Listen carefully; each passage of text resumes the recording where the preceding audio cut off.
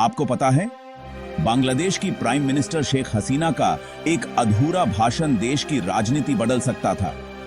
हाँ, एक रिपोर्ट के मुताबिक अगर शेख हसीना ने वो भाषण दिया होता तो उनकी पार्टी अवामी लीग आज भी सत्ता में होती। बांग्लादेश में हो रहे प्रदर्शनों ने सरकार की नींद उड़ा दी है और इस बेचैनी के बीच शेख हसीना के एक अधूरे भाषण की चर्चा जोरों पर है। सोचिए, एक ही स्पीच देश की राजनीति का रुख बदल सकता था।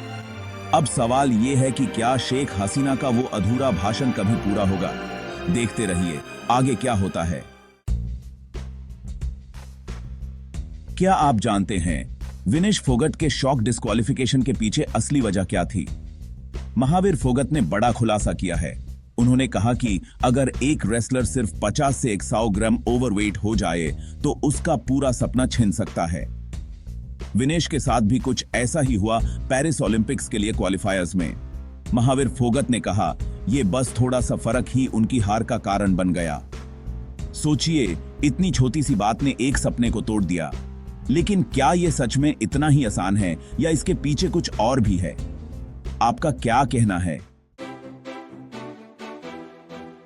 आप यूपीआई से पेमेंट करते हैं तो यह खबर आपके लिए बहुत जरूरी है। आरबीआई ने इस हफ्ते यूपीआई पेमेंट्स में 2 बड़े बदलाव का अनाउंसमेंट किया है। पहला बदलाव, अब आप यूपीआई से क्रेडिट लाइन भी एक्सेस कर सकते हैं। यानी आपका यूपीआई अब सिर्फ बैंक बैलेंस से नहीं बल्कि क्रेडिट लाइन से भी जुड़ा होगा। दूसरा बदलाव ऑफलाइन पेमेंट्स को लेकर है। अब आप बिना इंटरनेट के भी यूपीआई से पेमेंट कर पाएंगे। यानी विलेज से लेकर शहर तक यूपीआई और भी पावरफुल हो गया है।